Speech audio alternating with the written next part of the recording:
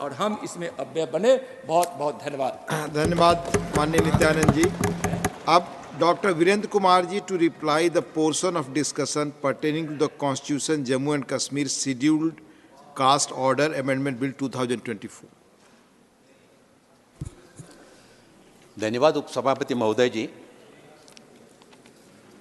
जम्मू कश्मीर संघराज्य क्षेत्र की अनुसूचित जातियों की सूची में वाल्मीकि समुदाय को शामिल करने के लिए यह जो बिल लाया गया है, आज की चर्चा में पक्ष विपक्ष के काफ़ी बड़ी संख्या में सदस्यों ने इसमें अपना न केवल भाग लिया, अपने विचार भी रखे। राजमणि पटेल जी से ये चर्चा प्रारंभ हुई। Doctor Kalpana Saini, Mohammad Nadimul Haque, R Girirajan ji, doctor Ashok Mittal ji, doctor Sasmit Patra ji, Shri Ayodhya Rami Reddy ji, doctor John Brittas ji, Shri Sandosh Kumar P ji, Aditya Prasad ji, Neeraj Dangi ji, Jawhar Sircar ji, Ryaga Krishnaiah ji, Shri A Rahim, doctor Thambidurai ji, Rakesh Sinha ji, बहन सुमित्रा वाल्मीकि जी और बहन रमीला बहन जी, शंभू शरण पटेल जी, लगभग 19 सदस्यों ने इसमें अपने विचार रखे। मैं सभी माननीय सदस्यों का धन्यवाद करना चाहता हूं। मैं देख रहा था कि जब हम माननीय सदस्यों के द्वारा अपने विचार रखे जा रहे थे, मैं कुछ सदस्यों की बातों को कोट भी करना चाहूँगा, लेकिन अभी हमारे माननीय साथी गृह राज्य मंत्री नित्यानंद राय जी जब अपने बिल के संबंध में बात रख रहे थे, काफ़ी तथ्यात्मक जानकारी उन्होंने बिल के संदर्भ में रखी और देश के प्रधानमंत्री आदरणीय नरेंद्र मोदी जी के कुशल मार्गदर्शन में पिछले 9 वर्षों में अनुसूचित जाति वर्ग के कल्याण के लिए जो कल्याणकारी योजनाएं बनाई गई, उससे अनुसूचित जाति वर्ग के समाज में उनके सामाजिक, आर्थिक, शैक्षणिक और पारिवारिक स्थितियों में बहुत बड़ा एक बदलाव देखने में आया है। आदरणीय प्रधानमंत्री जी का जो सोच है, सबका साथ, सबका विकास, सबका विश्वास, वो देश को आत्मनिर्भर बनाने में सभी का सामूहिक प्रयास, इसकी प्रतिध्वनि हमको माननीय सदस्यों के उद्बोधन में ये सभी की ये प्रतिध्वनि निकल के आई। जितने भी सदस्यों ने वाल्मीकि समुदाय को संवर्धन देने की बात कही, सभी की अंतर्ध्वनि यही निकल के आई थी कि वर्षों से जो धारा 370 के कारण जम्मू कश्मीर का वाल्मीकि समुदाय है और वाह और बाघ के मात्र वर्तनी के अंतर के कारण उसको जम्मू कश्मीर में शासन की योजनाओं के लाभ से उसको वंचित रखा गया था। आज इस बिल के पास होने से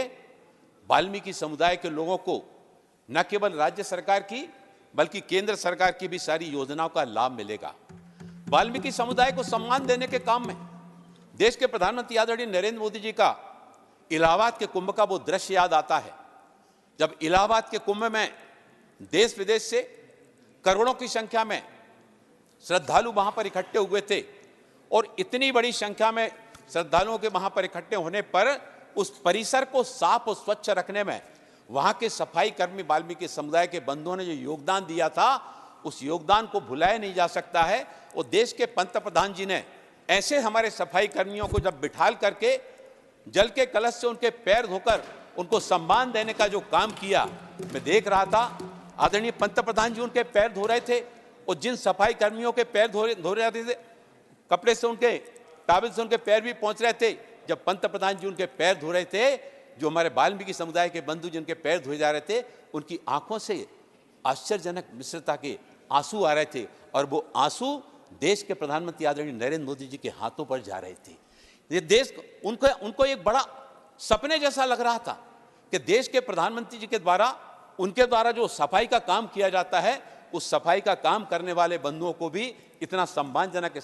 इतना सम्मान देने का काम उनके द्वारा किया गया। भारत मंडपम के दर्शन में भी हमने ये दृश्य देखा कि भारत मंडपम का निर्माण करने वाले श्रमवीरों का जब सम्मान करने का काम देश के प्रधानमंत्री आदरणीय नरेंद्र मोदी जी के द्वारा किया गया, उनको बिठाल करके स्वयं खड़े होकर जब उनके ऊपर पुष्प वर्षा करके उनका सम्मान करने का काम किया, तो उन श्रमवीरों को भी मन में भी कि देश के सबसे बड़े इतने पद पर बैठे हुए प्रधानमंत्री जी के द्वारा जो सम्मान किया जा रहा है, ये उनके लिए किसी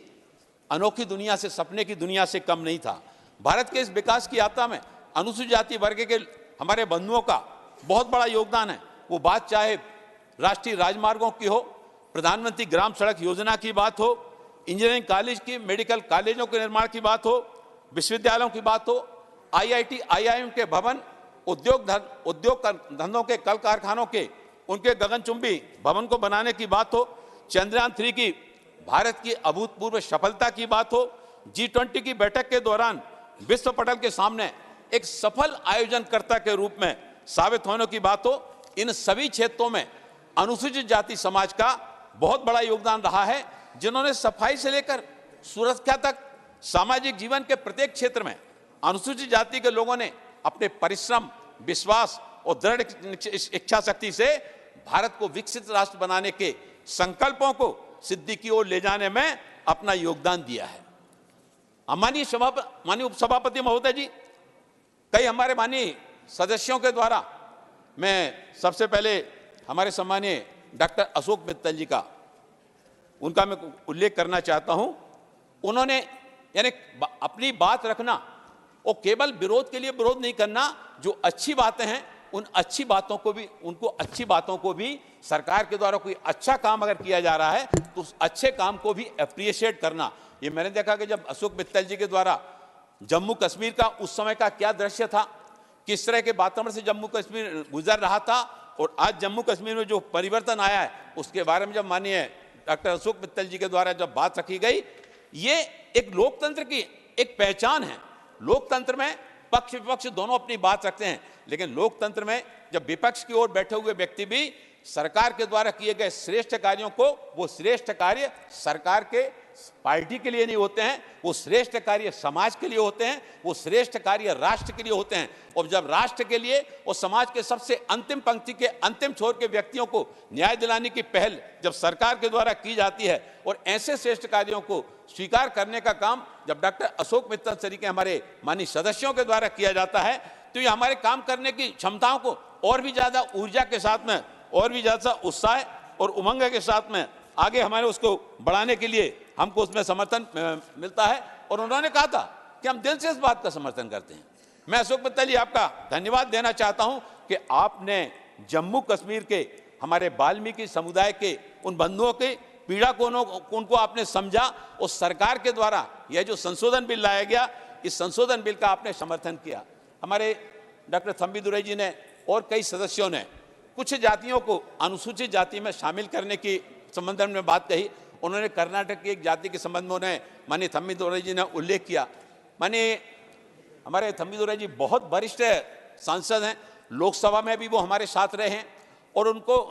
मैं उनको बताना चाहता हूं कि सारी प्रक्रिया का उनको ध्यान है कि भारत सरकार ने इस संबंध में प्रक्रिया निर्धारित की है। राज्यों से और संघ राज्य क्षेत्रों से प्रस्ताव आने पर, और जब वो प्रस्ताव आते हैं तो RGI के पास जाते हैं, RGI उसमें जब सहमति दे देता है तो उस पर वो आयोग को जाते हैं, और आयोग से वहाँ से आने के बाद फिर केंद्रीय मंत्रिमंडल का अनुमोदन होने के बाद फिर वो लोकसभा और राज्यसभा में पास होते, उसकी एक प्रक्रिया होती है।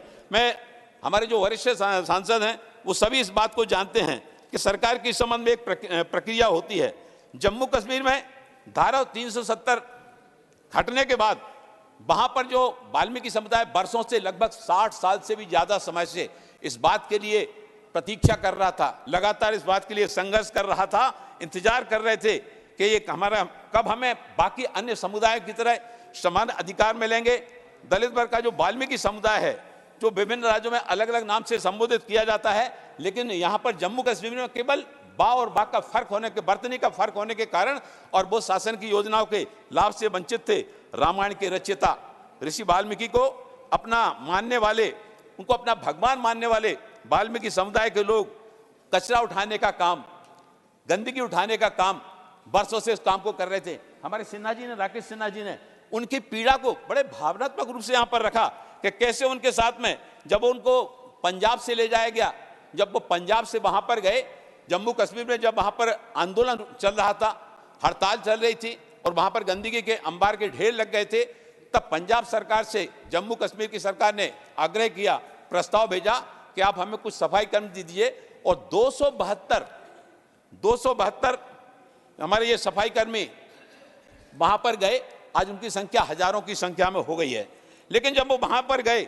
उनके साथ में जो वायदा किया गया था, उनको जो सपने दिखाए गए थे, वो सपने पूरे नहीं हुए। अब इस समुदाय के लोगों को इस संशोधन बिल के पास होने से उनके मन में एक उम्मीद जगी है कि उन्हें समान अधिकार मिलेंगे, नए मौके मिलेंगे, नए रोजगार के अवसर भी उन सभी को प्राप्त होंगे। मैं अपने बंधुओं से कहना चाहता हूं, हमारे कई भाई हमारे बोल रहे थे कि जम्मू कश्मीर में जो है ना, ये बिल पास होने से उनको क्या लाभ मिलेगा। मैं आपको बताना चाहता हूं, आपको भी इस बात का ध्यान है, क्योंकि लंबे समय से आपने उस चीज को अनुभव किया है, लेकिन साहस नहीं किया, इस बात का साहस नहीं किया कि उनके स्थायी प्रमाण पत्र नहीं होने की वजह से वाल्मीकि समाज के लोग वहां पर संपत्ति नहीं खरीद पाते थे। 60 साल में आपने कभी इस बात की चिंता नहीं की। इतना ही नहीं, उनके बच्चों को वहां की जो राज्य सरकार की जो छात्रवृत्ति है, उस छात्रवृत्ति योजना का लाभ भी उनको नहीं मिल पाता था। वाल्मीकि समुदाय के छात्र वहां राज्य सरकार के जो मेडिकल, इंजीनियरिंग और टेक्निकल जो कोर्स होते थे, ऐसे टेक्निकल कोर्स के कॉलेजों में भी उनको एडमिशन नहीं मिल पाता था। वाल्मीकि समुदाय के लोग लोकसभा में तो वोट वहां पर कर पाते थे, लेकिन विधानसभा के चुनाव में उनको वोट करने का अधिकार नहीं मिलता था। जम्मू कश्मीर में जिस तरह से धारा 370 हटने के बाद, कई लोगों ने इस प्रश्न को उठाया कि धारा 370 हटने के बाद क्या हुआ। हमारे बहुत सारे साथियों ने इस बात को उल्लेख किया कि धारा 370 हटने के बाद वहां पर जितनी बड़ी संख्या में बदलाव आया, वहां पर पर्यटन के क्षेत्र में अपार संभावनाएं बढ़ी, और आज वहां पर जाने वाले जो पर्यटक हैं, हमारे देशी पर्यटकों के साथ साथ विदेशी पर्यटकों के आने की संख्या भी बहुत बड़ी मात्रा में पर्यटक आ रहे हैं। वहां की, चाहे वो डल झील की सफाई हो, चाहे वो निशात बाग की बाग हो, चाहे वो शालीमार बाग की बात हो, इन सारे स्थलों को साफ स्वच्छ रखने में उन्होंने जो मनोहारी दृश्य बनाए, इन सभी से पर्यटकों की संख्या में गुणात्मक वृद्धि हुई। हमारी बहन सुमित्रा वाल्मीकि जी बोल रही थी, बहुत सही बोल रही थी। जब हम सुबह सोकर नहीं उठते हैं, हम जब ठिठुरती ठंड में हम रजाई ओढ़कर घर पड़े रहते हैं, या फिर तपती धूप में जब हम एसी कमरों में बने रहते हैं, जब हम बर्फों के बीच में बाहर निकलने का साहस नहीं कर पाते, ऐसी कठिन परिस्थितियों के दौरान भी यही हमारे सफाई कर्मी भाई बहन होते हैं जो घरों से बाहर निकलकर जम्मू कश्मीर में वहां पर, चाहे डल झील की बात हो, चाहे जम्मू के सफाई की बात हो, उन्होंने जम्मू कश्मीर में सफाई के योग में अपना योगदान देने में हमारे वाल्मीकि समुदाय के बंधु कभी पीछे नहीं रहे। हम कई लोगों के द्वारा ये कहा गया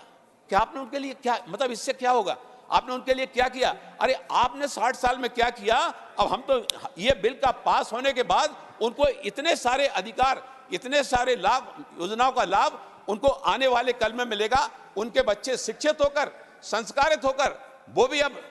गवर्नमेंट के जॉब में जा सकेंगे, अच्छे स्थानों पर जा सकेंगे। उनको भी शासन की, राज्य सरकार की, केंद्र सरकार की सारी योजनाओं का लाभ उनको मिलेगा।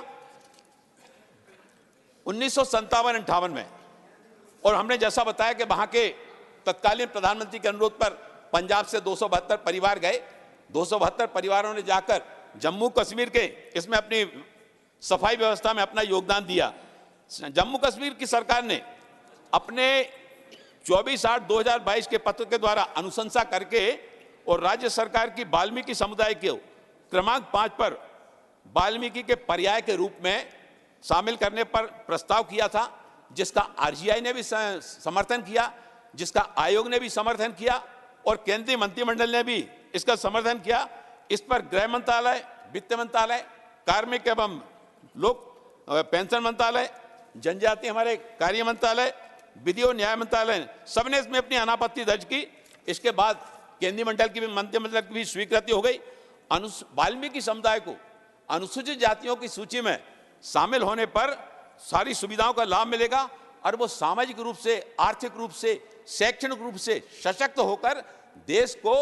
देश के प्रधानमंत्री आदरणीय नरेंद्र मोदी जी का जो सपना है 2047 में भारत को विकसित राष्ट्र बनाने का जो सपना है, उस सपने को साकार करने में हमारे वाल्मीकि समुदाय के बंधु भी अपना योगदान दे सकेंगे। और इस बिल के पारित होने से हमारे वाल्मीकि समुदाय के बंधुओं को जिन जिन योजनाओं का लाभ मिलेगा, उनको वहां पर प्रधानमंत्री आवास योजना का लाभ उनको मिलेगा, लोकसभा विधानसभा चुनाव में आरक्षण का उनको लाभ मिलेगा, पंचायती राज संस्थाओं में उनको आरक्षण का लाभ मिलेगा, नगर पालिकाओं में आरक्षण का लाभ मिलेगा, प्री मैट्रिक पोस्ट मैट्रिक छात्रवृत्ति का लाभ उनको मिलेगा, नेशनल ओवरसीज छात्रवृत्ति का लाभ उनको मिलेगा, उच्च श्रेणी शिक्षा के लिए छात्रवृत्ति का लाभ भी उनको मिलेगा, राष्ट्रीय सफाई कर्मचारी वित्त एवं विकास निगम और राष्ट्रीय अनुसूचित जाति वित्त विकास निगम से रियायती दरों पर लोन भी उनको मिलेगा। अनुसूचित जाति एवं अनुसूचित जनजाति अत्याचार निवारण अधिनियम उसका भी उनको लाभ मिलेगा। और हमारी जो नमस्ते स्कीम है, नीलम दांगी जी ने उसका उल्लेख किया था, राष्ट्रीय मशीनीकृत सफाई इकोसिस्टम, उस योजना का भी उनको लाभ मिलेगा। अनुसूचित जातियों के लिए उद्यम पूंजीगत निधि की जो वेंचर कैपिटल फंड की जो शुरुआत की गई है, वो वेंचर कैपिटल फंड योजना का भी लाभ वाल्मीकि समुदाय के, हमारे जम्मू कश्मीर के हमारे इन बंधुओं को आने वाले समय में मिलेगा। इतनी सारी योजनाओं के लाभ से वो 60 साल से भी ज्यादा लंबे समय से वंचित थे। अगर इसकी शुरुआत पहले की गई होती तो आज हमारे जम्मू कश्मीर के, हमारे वाल्मीकि समुदाय के बंधु आज विकास की दौड़ में बहुत आगे निकल गए होते, लेकिन कभी उनके बारे में सोचा नहीं गया। अनुसूचित जाति वर्ग के लोगों को केवल एक वोट बैंक की राजनीति के रूप में उपयोग किया गया। हमारे ARM रही जी कह रहे थे कि वोट बैंक की राजनीति, हम वोट बैंक की राजनीति नहीं करते हैं, हम सामाजिक, आर्थिक, शैक्षणिक विकास की हम बात करते हैं, उनके सशक्तिकरण की बात करते हैं। और उनके सशक्तिकरण के लिए ही इतनी सारी योजनाओं की शुरुआत देश के प्रधानमंत्री आदरणीय नरेंद्र मोदी जी के द्वारा की गई। मैं अब देश के प्रधानमंत्री आदरणीय नरेंद्र मोदी जी के द्वारा डॉक्टर भीमराव अंबेडकर जी के पंचतीर्थ बनाने की पहल उनके द्वारा की गई, उनको सम्मान देने का काम किया गया। मैं पूछना चाहता हूं, 60 साल में एक भी तीर्थ बनाने का काम, और कभी उसके बारे में सोचा नहीं गया कि डॉक्टर भीमराव अंबेडकर जी को और उनको इस रूप में सम्मान देने की पहल की जानी चाहिए। इनमें पहला स्थान उनकी जन्मस्थली महू है, जहां पर एक भव्य स्मारक बनाने का काम हमारी सरकार ने किया। दूसरा स्थान लंदन स्थित शिक्षा भूमि है, जहां पर रहकर उन्होंने शिक्षा प्राप्त की थी, जिस मकान में रहकर, और उस मकान को खरीदकर राष्ट्रीय स्मारक घोषित किया गया। तीसरा स्थान नागपुर की दीक्षा भूमि है, उस दीक्षा भूमि में भी सरकार ने विस्तारीकरण और आधुनिकीकरण करने का काम किया। चौथा स्थान दिल्ली स्थित 26 अलीपुर रोड है, जहां पर डॉक्टर भीमराव अंबेडकर जी रहते थे, और बाबा साहब अंबेडकर जी ने जिस मकान में रह करके संविधान की कृतियों को रचनात्मक स्वरूप देने का काम जहां पर उन्होंने किया था, वहां पर लगभग 100 करोड़ की लागत से भव्य डॉक्टर अंबेडकर राष्ट्रीय स्मारक बनाने का काम देश के पंतप्रधान आदरणीय नरेंद्र मोदी जी के द्वारा किया गया। 5वें स्थान चैत्य भूमि है, जहां पर डॉक्टर भीमराव अंबेडकर जी का अंतिम संस्कार हुआ था।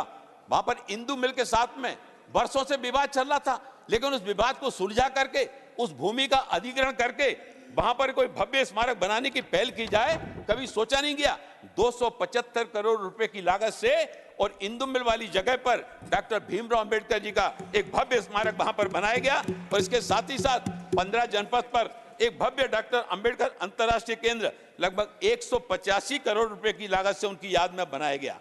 पंचतीर्थों के बारे में बात की। अभी पिछले दिनों मेरा मूल निवास सागर का है, मैं 4 बार वहां से सांसद रहा,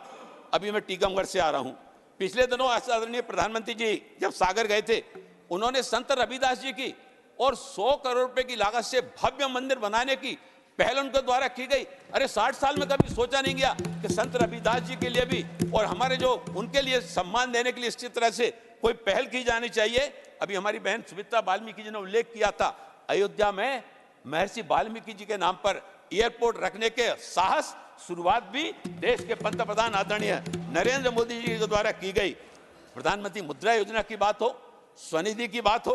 वेंचर कैपिटल फंड की बात हो, 235 संस्थानों को वेंचर कैपिटल फंड के माध्यम से हमारे अनुसूचित जाति वर्ग के बंधुओं को उनको आर्थिक रूप से सशक्त बनाने का पहल आदरणीय प्रधानमंत्री जी के द्वारा की गई। हमारा जो राष्ट्रीय सफाई कर्मचारी वित्त विकास निगम है, सुन लीजिए शुक्ला जी, सुन लीजिए, आपकी बात में धैर्य से सुन रहा था। राष्ट्रीय सफाई कर्मचारी जो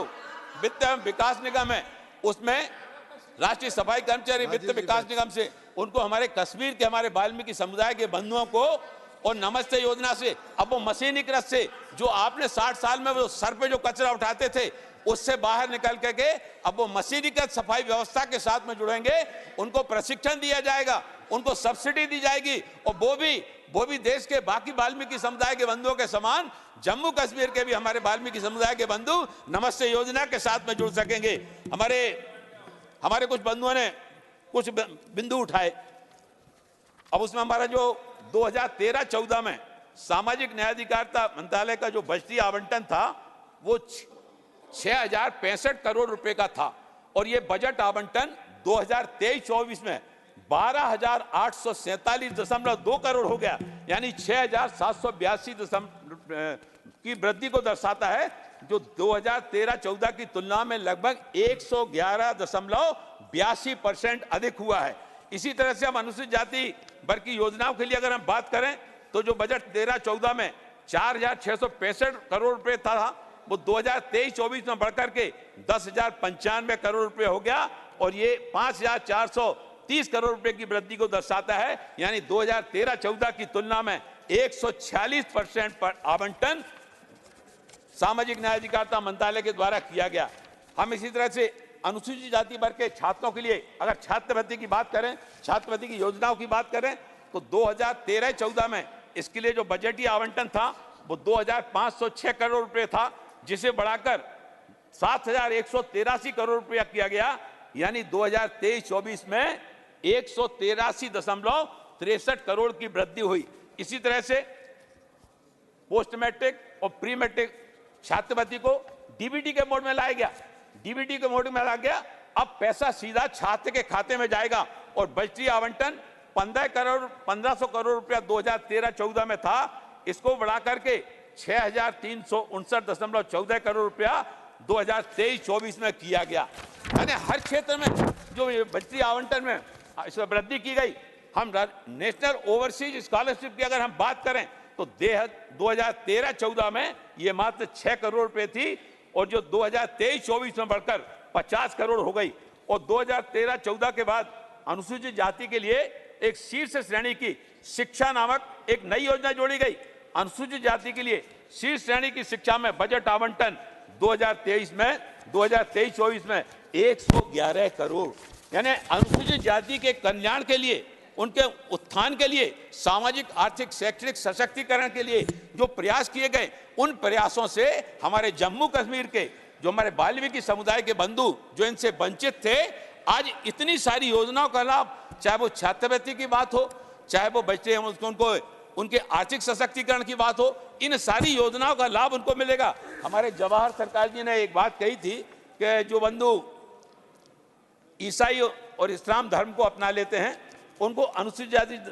का दर्जा दिए जाने की और शासन की योजनाओं का लाभ। तो जहां तक शासन की योजनाओं का लाभ है, केंद्र सरकार की योजनाओं का लाभ समाज के सभी पात्र व्यक्तियों को, चाहे वो आवास की बात हो, चाहे वो उज्ज्वला योजना की बात हो, चाहे सौभाग्य योजना की बात हो, उसमें कहीं किसी तरह का भेदभाव नहीं किया जाता है। लेकिन अनुसूचित जातियों की सूची को विनिर्देश करने संबंधी जो राष्ट्रपति आदेश हैं, उसमें अन्य बातों के साथ कहा गया है कि कोई भी व्यक्ति जो हिंदू, सिख या बौद्ध धर्म से भिन्न धर्म को अपनाता है, वो अनुसूचित जाति का सदस्य नहीं माना जाएगा। ऐसा इसलिए क्योंकि अस्पृश्यता की परंपरा केवल हिंदू धर्म में ही पाई जाती है, बाकी किसी अन्य समुदाय में नहीं पाई जाती है। इसलिए मैं 1952 के जो 6/10/2022 की अधिसूचना के द्वारा उच्चतम न्यायालय के सेवानिवृत्त मुख्य न्यायाधीश की अध्यक्षता में एक आयोग की नियुक्ति की गई है, जो इस मामले की गहनतम जांच करेगा और 2 वर्ष के भीतर अपनी रिपोर्ट देगा। हमारे नीरज दांगी जी ने एक बात और कही थी, उन्होंने कहा था कि एट्रोसिटी की बात कही थी,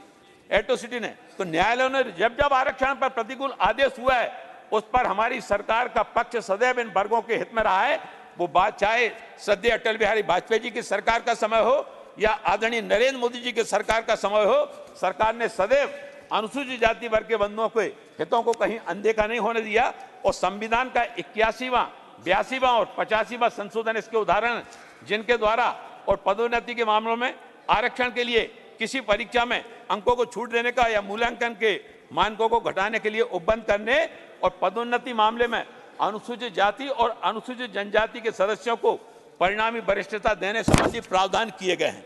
हमारे नीरज दांगी ने मैनुअल स्कैनर की बात कही थी, मैं उनको बता देना चाहता हूं, मैनुअल स्कैनर की प्रथा पूरी तरह से समाप्त हो चुकी है और सरकार नमस्ते स्कीम के माध्यम से उनको मशीनीकृत व्यवस्था के माध्यम से जोड़ रही है, उनको प्रशिक्षण भी दे रही है, सब्सिडी भी दे रही है, ताकि हमारे वाल्मीकि समुदाय के हमारे बंधु और वाल्मीकि समुदाय के बंधु देश भर के साथ ही साथ जो हमारे जम्मू कश्मीर के हमारे वाल्मीकि समुदाय के बंधु हैं, उनको भी इस योजना का लाभ मिल सके। मैं अंत में इसी आशा और अपेक्षा के साथ में ये जम्मू कश्मीर के वर्षों से न्याय की आशा के लिए संघर्ष कर रहे वाल्मीकि समुदाय के बंधुओं के लिए, उनके लिए हितों की रक्षा करने वाला ये बिल है। और जैसा कि अधिकांश सदस्यों ने उसका समर्थन किया है, मैं आपसे अनुरोध करना चाहता हूं कि इसको ध्वनि मत से सर्वसहमति के साथ में इसको पारित किया जाए, ताकि उनकी वर्षों की अपेक्षा पूरी हो सके। धन्यवाद माननीय वीरेंद्र कुमार जी। अब माननीय Shri Arjun Munda ji to reply the portion of discussion pertaining to the constitution Jammu and Kashmir scheduled tribe orders amendment bill 2024।